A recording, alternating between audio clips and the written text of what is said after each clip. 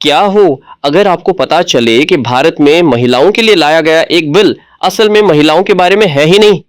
जी हां, आज हम महिला आरक्षण विधेयक के पीछे छिपे असली राजनीतिक दांवपेच को समझने वाले हैं। एक ऐसा मुद्दा जिसने उत्तर और दक्षिण भारत के बीच एक ऐसी दरार पैदा कर दी है जिसकी किसी ने कल्पना भी नहीं की थी। तो यहीं पर एक बहुत बड़ा सवाल खड़ा होता है, कोई भी महिला सशक्तिकरण के लिए बनी इतने जरूरी बिल का विरोध भला क्यों करेगा, खासकर दक्षिण भारत के नेता जो काफी प्रगतिशील माने जाते हैं। सुनने में अजीब लगता है ना, लेकिन इसका जवाब जेंडर में नहीं बल्कि भूगोल और गणित में छिपा है।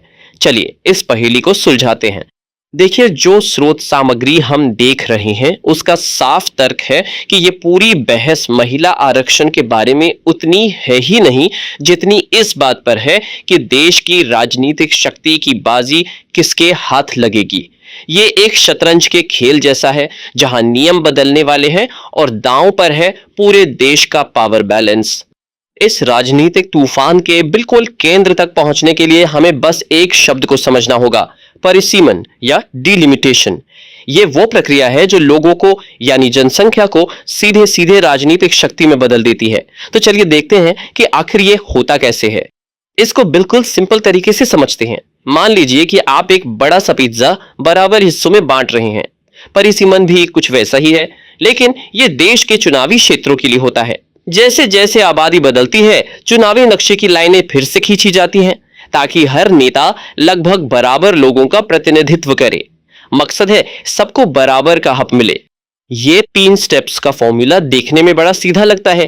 पहले लोगों को गिनो, फिर उस गिनती के हिसाब से नक्शे बनाओ और आखिर में सीटें बांट दो। लेकिन यहीं पर एक ट्विस्ट है। सीधी सी बात है, जितनी ज्यादा आबादी उतनी ज्यादा सीटें, यानी उतनी ही ज्यादा राजनीतिक शक्ति। और बस यहीं से सारी कहानी उलझनी शुरू हो जाती है। जरा सोचिए कि भारतीय राजनीति में किसी ने लगभग 50 साल पहले एक पॉज बटन दबा दिया हो। जी सच में, ये जो सीधी सादी प्रक्रिया हमने अभी समझी, इसे लगभग आधी सदी से जानबूझकर रोक कर रखा गया है। आइए इस महान राजनीतिक ठहराव के पीछे की कहानी को जानते हैं। ये कोई छोटा मोटा फैसला नहीं था। 1971 के जनगणना के बाद 1976 में सरकार ने सीटों के इस बंटवारे को फ्रीज कर दिया। क्यों? क्योंकि एक डर था कि उत्तर भारत की तेजी से बढ़ती आबादी दक्षिण भारत की राजनीतिक आवाज को पूरी तरह से निगल जाएगी। और यह फ्रीज दशकों तक चलता रहा। तो ये एक तरह का खामोश समझौता था, एक अनकहा वादा। दक्षिणी राज्यों ने जनसंख्या नियंत्रण पर बहुत अच्छा काम किया और उन्हें डर था कि कहीं अच्छे काम की सजा न मिल जाए। ये फ्रीज उनकी राजनीतिक आवाज की रक्षा करने वाली एक ढाल की तरह था। और अब ये नया महिला आरक्षण विधेयक उसी नाजुक समझौते को तोड़ने जा रहा है। ये एक राजनीतिक बांध में आई दरार की तरह है और सबको डर है कि कहीं पूरा बांध ही न टूट जाए। यहीं से असली विवाद की जड़ शुरू होती है। और यह है इस पूरी कहानी का सबसे बड़ा मोड़। इस बिल में एक शर्त है। शर्त यह है कि महिलाओं को आरक्षण तब तक नहीं मिलेगा जब तक सीटों का बंटवारा फिर से नहीं होता।